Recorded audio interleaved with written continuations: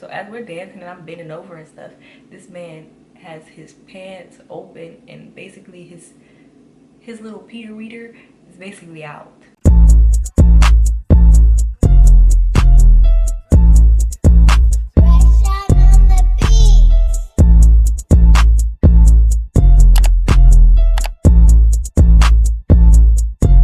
Hey y'all, welcome back. Y'all already know what time it is. Today I'm gonna be telling y'all about the 2 days that I was a stripper.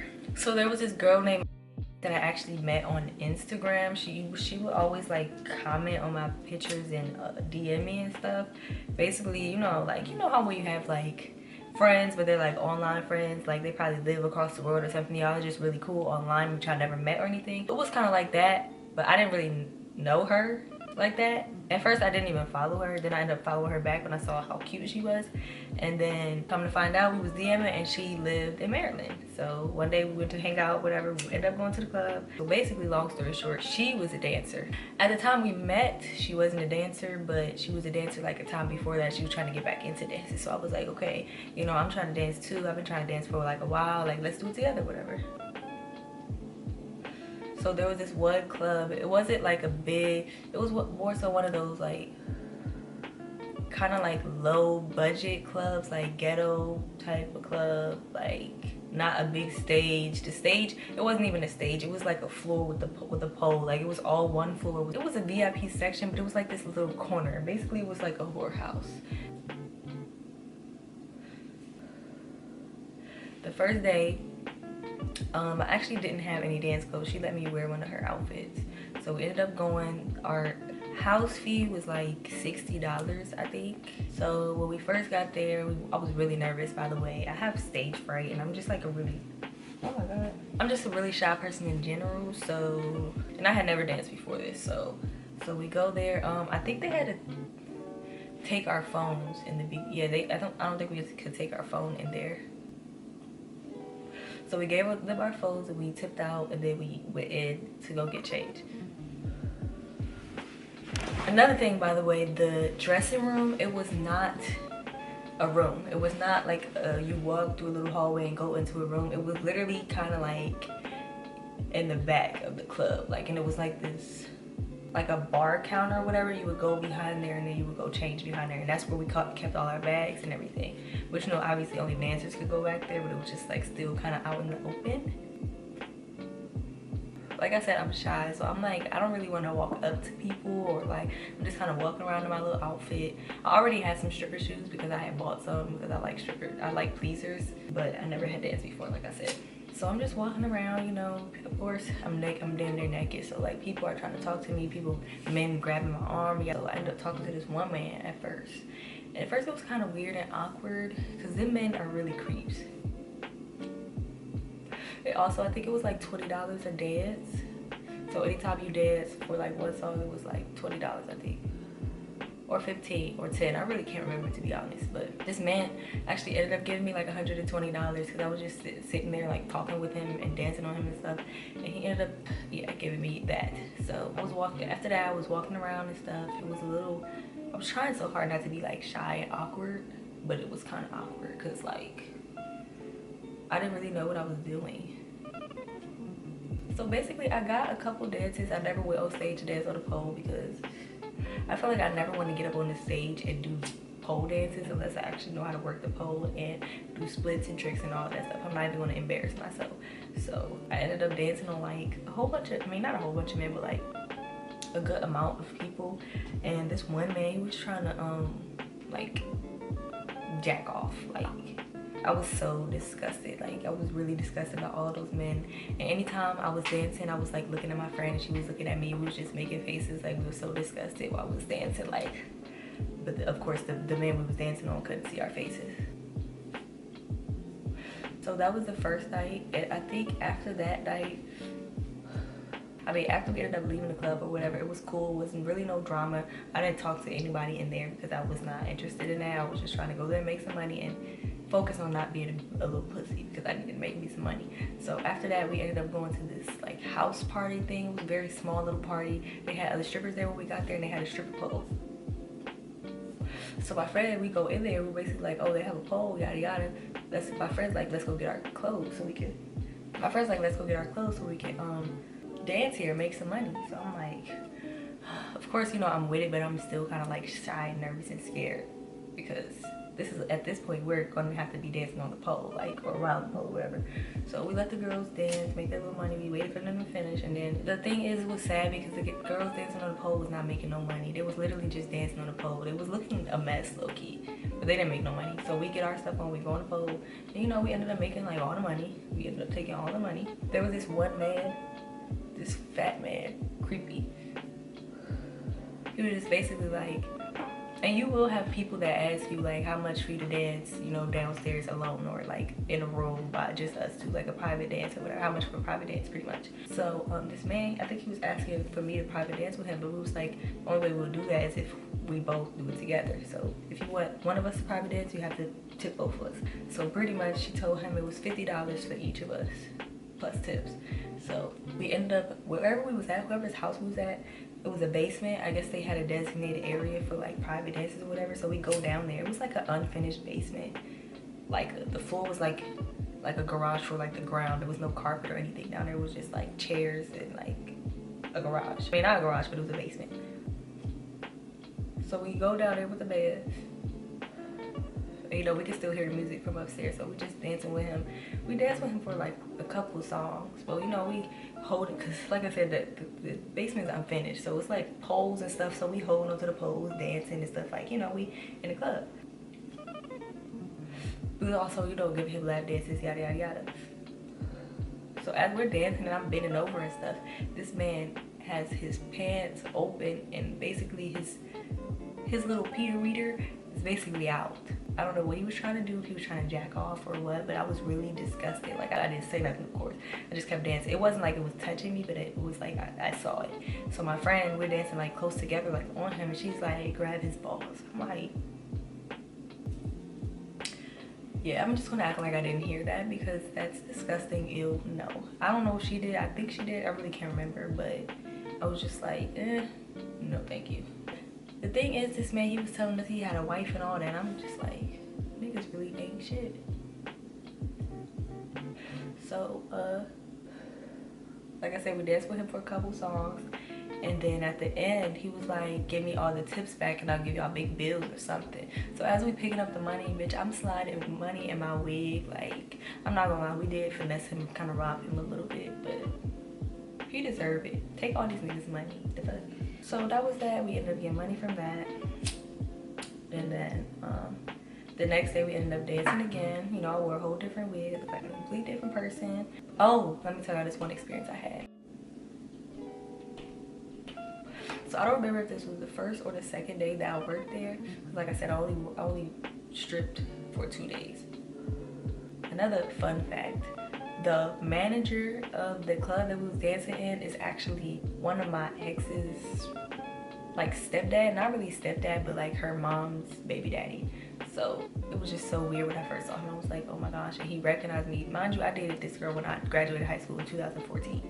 But he still remembered my face. At first it was awkward, but then it was just like cool, I guess, because, you know, I'm grown, so I don't know. But I could tell he was giving me creepy vibes. Like, he was like really into me and stuff. He was like hugging me all tight and, you know, it was just, no.